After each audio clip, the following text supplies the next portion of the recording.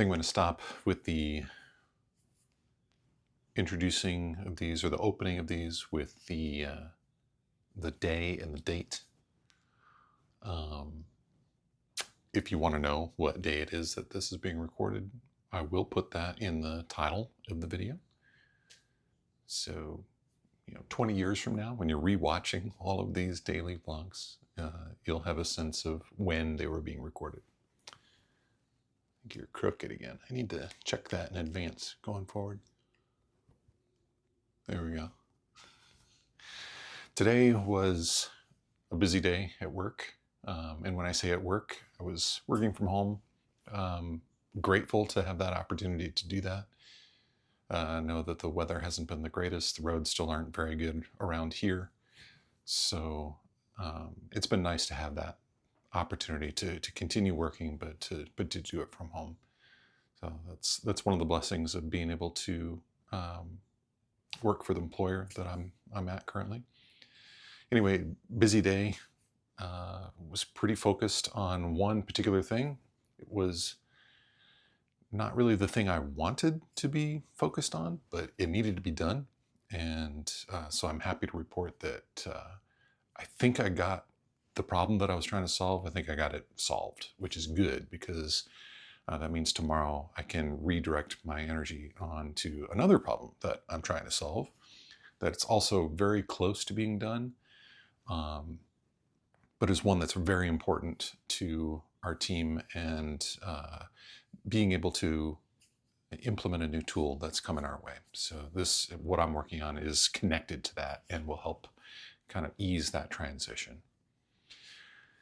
So all that to say, I didn't really spend any time kind of thinking about what I wanted to talk about today. So I actually just kind of came up with something spur of the moment, which I guess is kind of the point. I don't know, maybe it's cheating if I'm trying to think about what I want to say in advance. So I'm not sure how you feel about that, but I wanted to kind of relay a memory that I had, and it was when I was about, I was probably 7 or 8.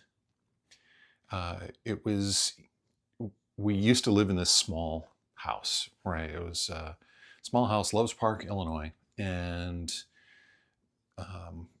it was technically, I think, a 2-bedroom house. One of the rooms, so my mom and dad's room was on one side, and then there was the bedroom that me and my younger sister and younger brother all shared. And this room was tiny. Really, really tiny. I'm not sure what its dimensions were, but it was just big enough for a bunk bed. And so, I was on the top bunk. I think my little brother was on the bottom bunk, and then there was a pull-out mattress at the very bottom that I think my sister used. I don't know, maybe the two on the bottom were swapped. I can't remember. But all three of us shared this room for a long time. I think it was a number of years. So there was room for the bunk bed, there was room for a bookshelf on one end of the room, and then there was room for a dresser. And there was a little built-in closet. Really tiny little room. That has nothing to do with what I wanted to tell you, but I just felt compelled to tell you that memory about that bedroom. Anyway, in this tiny little house, we had a tiny little living room, and in the living room was where the front door of the house was. So, right at the front of the house, front door, right in front and center. There's a window on either side. And I remember playing with my Legos on the floor of that living room. And I would create a spaceship of some sort, And one time I made this spaceship that was probably, I don't know, this big. It was this long. And I don't know if I should share this part of the story or not, but I don't know. I guess being a little boy, I had kind of a destructive streak in me, I guess. There's for some reason, there's this desire to break things, which I'm not sure if that's healthy or not. I would generally say that in most cases it's probably not. But anyway, I would take my little spaceship, and I had like little skis or skids on the bottom of it, and I would take that thing and just ram it against the front door as hard as I could. And to me, that was a very utilitarian activity, because my goal was to see if I could smash this thing against the front door without it breaking. So what I wanted to do was build this spaceship so strong so that when I rammed it against the door, no pieces came off. Which, wasn't always the case. Sometimes it would break in half or break into 100 pieces. But then I would rebuild it and try to make it stronger and then ram it against the door again. I'm sure my parents just loved that, because it was probably marking the front door all up. But anyway, I think what I'm really getting at here is I loved playing with Legos. It's something that I still enjoy. I love getting a Lego set from time to time and building it. Just not too long ago, I've actually got one over here. Here, let me grab it real quick.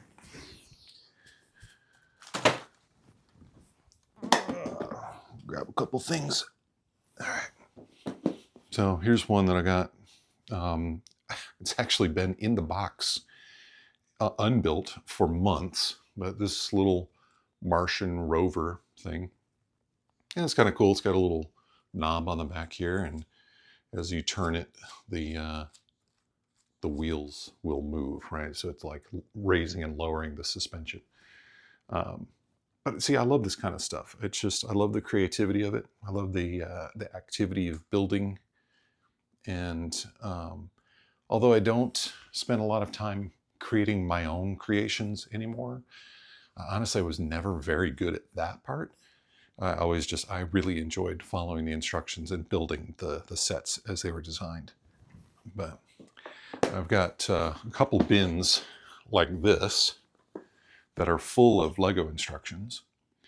And most of these are kits that we've purchased over the years. I mean, we're talking decades, right? But I think we inherited some of them I think we were given some by a friend as well. So not, we didn't buy 100% of these sets, but it's pretty cool to have these old instructions. And we've got bins of Legos. Man, I just love them so much. I think the idea that I'm trying to share is, I think it's really important that our kids learn how to play, and learn how to play with something like Legos, where it offers them the ability to be creative and to solve problems and to come up with something from their own imagination. Nowadays, what do? We hand kids an iPad or a cell phone or some kind of gaming device. And I did that with my kids. And if I had it to do over again, I would not choose the same thing. My kids are good kids, right? But I do feel that they weren't given the same opportunity to play and to be creative as what I did. Yeah, they didn't get the same opportunity I did.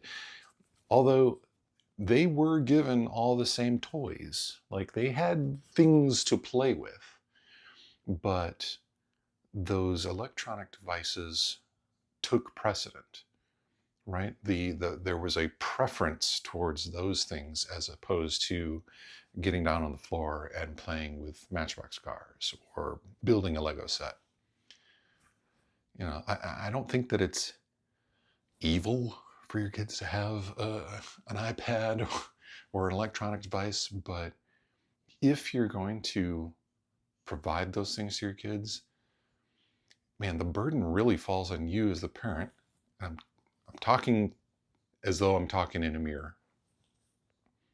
The burden falls on me as the parent to parent the children and to provide guidelines. I don't feel that I did that very well. So again, I wish that if I had the opportunity to do it over again, I would not put an iPad in the hands of my kids. I would make sure that they have toys and things that help them be creative and provide space and time for that. And let the electronics come later. Let that constant communication come later, once they've had a chance to mature, a chance to grow, a chance to just be a kid. I don't know. We could probably go on and on about this and go back and forth and pros and cons and argue this way and that. And there's probably not a lot of value in that, at least not me to the camera like this. But I don't know. I just saw the stack of Lego instructions, and that memory of me ramming the Legos into the front door kind of popped in my head, and thought, well, there you go. There's something you can share. So do with that what you will. That's all I've got for you today. I'll talk to you tomorrow.